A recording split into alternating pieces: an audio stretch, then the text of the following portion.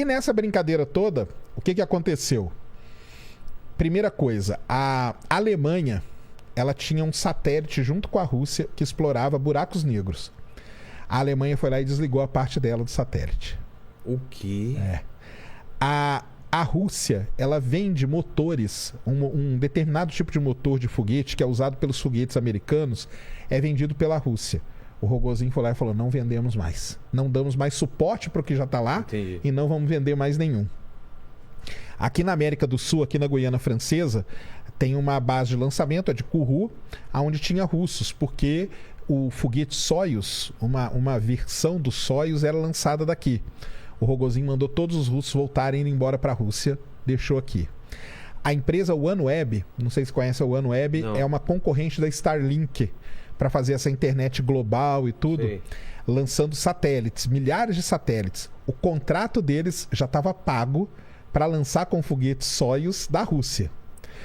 O foguete foi para a plataforma, ficou de pé. Aí o Rogozin falou assim, eu só lanço se... Nessa empresa, o OneWeb, o Reino Unido é um dos acionistas da empresa. Ele falou, eu só lanço se o Reino Unido sair do quadro de acionistas. Cara... Aí o Reino Unido não saiu, ele mandou descer o foguete, falou, não lanço mais satélite para você, mesmo a OneWeb já tendo pago. Cara, que treta! Olha a quantidade de treta, vai listando aí. E a pior de toda, talvez a mais triste de todas, ia ter uma missão para Marte agora, ia ser lançada esse ano, que é a Agência Espacial Europeia, que é a ESA. A ESA ela é composta por 22 países membros ali. E a Roscosmos. Então tem um rover, que é um jipinho robô, né, que explora lá, que foi construído pela Agência Espacial Europeia, chama Rosalind Franklin. Quem ia lançar era um foguete russo, chamado Proton, e a plataforma que ia pousar era a russa também. Nessa confusão toda, a Roscosmos com a ESA brigou, não vai ter mais a missão. E tá tudo pronto. Cara, e ninguém sabe o que vai acontecer com o rover, ninguém sabe o que vai acontecer com nada. Tudo por conta da guerra. E aí, então criou-se todo... Não é só da guerra, é todas as sanções que o Ocidente fez, eles estão... Todas as sanções que o Ocidente fez, a resposta foi essa retaliação geral. E é engraçado, porque tudo isso que está contando não vai para a grande mídia, né? Não vai, porque cuida desse setor espacial, fica meio ali, nichado, né? É muito nichado. Cara, mas é muita confusão. E a grande, vamos dizer assim, coisa que tem é... E a Estação Espacial Internacional? O que acontece lá dentro? Qual que é o acordo deles? Não, o acordo é que lá dentro, né, você tem... Não, eles têm um acordo que é... Na verdade, foi a Roscosmos, a NASA, a ESA, a JAXA, que é japonesa, e a CSA, Canadian Space Agency. Essas 5 agências espaciais é que construíram a estação espacial. Foram essas 5. Mas quem vai mesmo é russo e americano, né? De vez em quando vai um alemão e tal, não sei o quê. Bem, no meio de tudo isso, ia voltar uma nave trazendo um americano, que acabou quebrando até o recorde dos astronautas americanos no espaço, junto com 2 russos. Putz, olha a treta, meu. Chegou num momento que ele falou, o cara não vai vir. Chegou um momento que ele falou isso. Acabou que o cara voltou, foi tudo bem, e foi até meio emocionante lá na hora que eles foram se cumprimentar. Eles falaram, eles estavam lá na estação, né? Eles falaram, lá na Terra, os homens brigam. Aqui nós somos uma tripulação só. Olha que legal. E aí vieram numa boa e tal.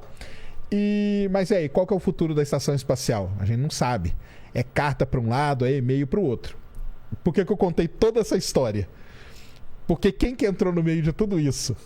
O Elon Musk. Ah, é? Exatamente, cara. Ele não podia ficar de fora. Qual que é a cara, posição dele? Aí ele começa a twittar, né? Aí nisso tudo, o Rogozin falou assim, os Estados Unidos que voem com aquelas vassouras espaciais deles.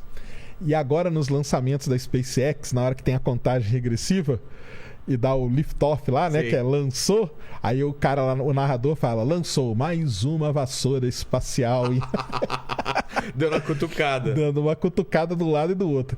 E aí, cara, o Elon Musk começa a twittar, cara. Twittar em russo, entendeu? Nossa. E dá umas espetadas aqui, umas espetadas ali. A gente pode ter uma terceira guerra mundial por causa do Elon Musk no Twitter, então. Praticamente. Então, assim, vamos dizer... tem esse lado todo triste da guerra aí que tá acontecendo, que tá gerando essa confusão toda. No setor espacial, assim, é muito terrível mesmo o que tá acontecendo. A Rússia, ela meio que tá se isolando, porque ela tá se isolando. Ela não... Dificilmente a ESA vai fazer acordo com ela de novo, por causa dessa confusão toda. A China, você vê que a China, ela fica meio ali, meio que não fala muito, né? Meio dúbia, né? Meio dúbia. Segundo as últimas notícias aí, é que vai fortalecer a relação China e Rússia, pelo menos na parte espacial. Mas cria uma confusão, né, cara? Agora vamos ver como vai ser o desenrolar aí de tudo isso, né? Total. Para poder entender como que vão ficar as coisas. Mas foi aí passando os momentos tensos aí, viu? Mas é engraçado porque eu tinha uma ideia de que a Rússia estava totalmente defasada. Então ela ainda tem tecnologia de ponta. Não, ela é muito boa. Na parte espacial. Poxa. É mesmo? Não, a Rússia é a segunda melhor, né, cara? Assim, no setor espacial não tem, cara. Os foguetes Soyuz voam há muito tempo. A Rússia ficou 11 anos, que é só ela que levava astronauta para o espaço, cara. E por que isso? Até porque os Estados Unidos, em 2011, aposentou os ônibus espaciais. Sem ter um backup de outra tecnologia? Sem ter um backup, mas querendo investir em empresas. E aí que entra a SpaceX na história e a Boeing também para desenvolver as coisas e tal. Só que foram 11 anos até a SpaceX lançar o ano passado, né, o foguete com os astronautas de novo. Nesse período, os Estados Unidos lançavam astronauta para o espaço pagando assentos na nave Soyuz da Rússia. Olha só. $80 milhões por assento. 80 milhões? 80 milhões de dólares por assento, cara. Cara, olha o assento caro isso. Carinho. Primeira classe. Primeirinho. Olha lá pra você ver, o cara não consegue mexer nem o olho. Nem o olho. Mas acabou que ficou esses 11 anos a Rússia, só a Rússia protagonismo da Rússia, então. Exatamente. E a China, como que tá nessa briga? Cara, a China ela tem um programa espacial muito desenvolvido. Ela tem a estação dela, tem 3 chineses hoje no espaço. Vão voltar aí semana que vem, eu acho. A China, cara, ela tem um negócio que é muito interessante, que ela é muito independente. Então ela tem o sistema de GPS dela, ela não usa nenhum, ela tem o dela, Beidou que chama. Ela tem o sistema de satélite de sensoriamento remoto, de medir coisa, é tudo dela, ela não usa de ninguém. Internet é o dela, ela não usa de ninguém, entendeu? Os foguetes dela, ela não usa de ninguém.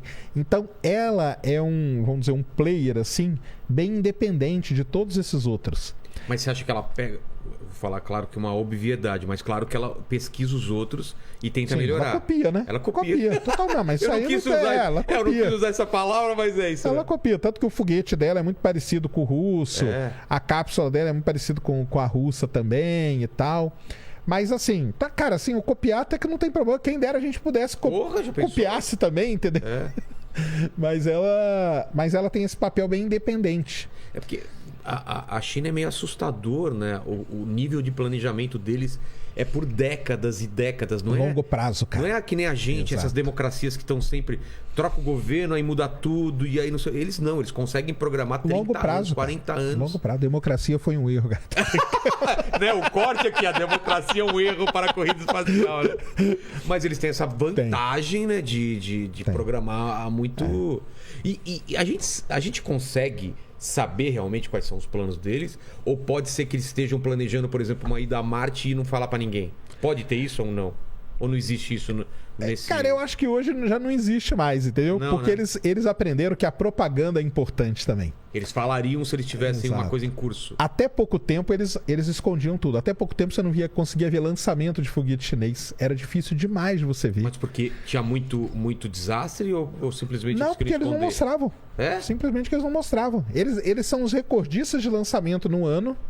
E você vê muito via, né? Hoje não, hoje eles já mostram, fazem tudo, fazem clipe. Ah, é? A caminhada espacial agora deles, eles transmitem, os astronautas indo, voltando e tudo, mas até pouco tempo atrás não tinha isso, cara, era complicadíssimo. Talvez só pra eles mesmo, né? Ou nem pra eles? Talvez nem pra eles, viu? Talvez nem pra eles mostrassem nada. Mas eu acho que isso foi uma outra coisa que eles copiaram. Eles viram que o marketing é importante. Faz toda a diferença. Faz toda, cara. Toda a diferença. Listen.